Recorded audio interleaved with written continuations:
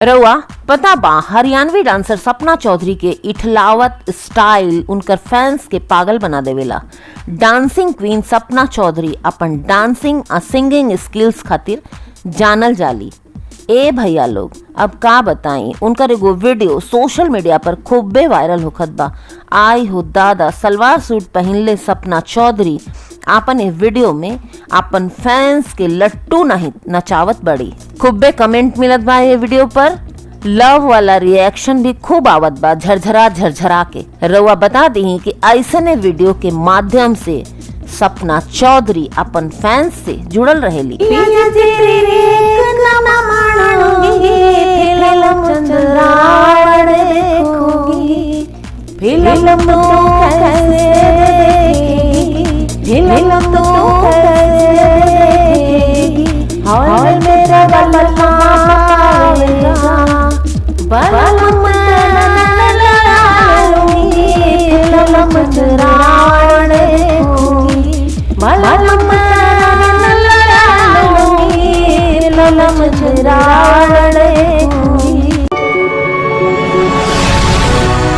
रउआ पता बा, चलिए आज जानल जाओ कौन भोजपुरी हीरोइन कितना पढ़ल बड़ी। तो शुरुआत कर जाओ। नंबर 1, शुरुआत Bhojpuri queen costly heroine Amrapali Dubey से। ई मुंबई के भवंस कॉलेज से ग्रेजुएशन कैले बड़ी। नंबर 2, काजल राघवानी, ई पटना विश्वविद्यालय से ग्रेजुएशन कैले बड़ी। नंबर 3, अक्षरा सिंह, भोजपुरी शेरनी अक्षरा सिंह मुंबई से ग्रेजुएशन के बाद एक्टिंग के दुनिया में आ गईली। नंबर 4, मोनालिसा उर्फ अंतरा विश्वास, कोलकाता से संस्कृत में ग्रेजुएशन कैले बड़ी।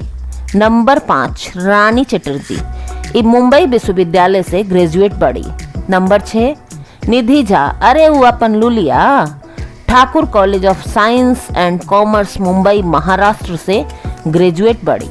नंबर 7, अंजना सिंह, बिहार विश्वविद्यालय से ग्रेजुएट बड़ी।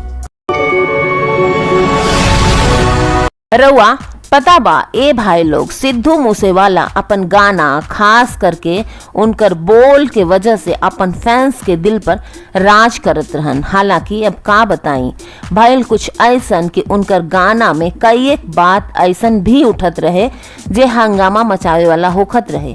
उनकरा पर गन कल्चर के बढ़ावा देवे के आरोप भी लागल।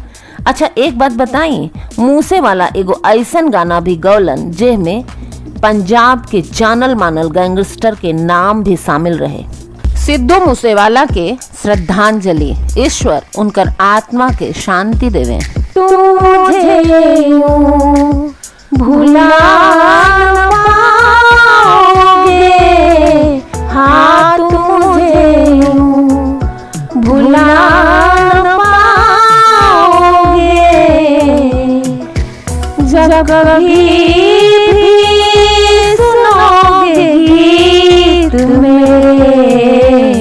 संग तुम भी गुनगुनाओगे, हाँ तुझे भुला न पाओगे, हाँ तुझे। रउआ पता बा, भोजपुरी सिनेमा जगत के हिट मशीन अरे अपन खेसारी भैया हो विवाद में घिरल बड़न। काहे से कि उज्जे हीरोइन बाड़ी सौम्या पोखराल। खेसारी लाल के भक्ति नी उ पवन सिंह के नइखे जानत।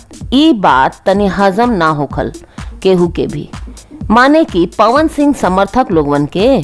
अब तमाशा त ई बा, एक्ट्रेस प्रियंका पंडित के एगो वीडियो सोशल मीडिया पर रन करके दौड़त बटे।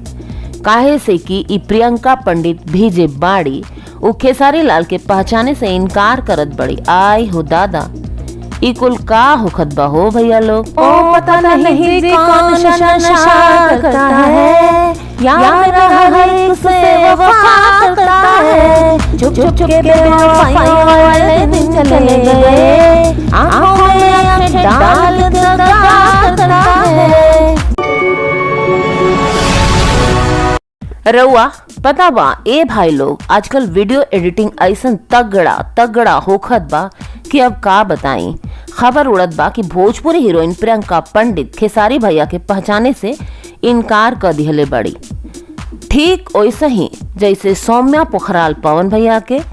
तब भाई लोग आप सभी के बता दी कि प्रियंका पंडित के खेसारी भाई के ना पहचाने वाला वीडियो एडिटिंग के कमाल बाटे जे कि पूरा शेयर नहीं खे भइल।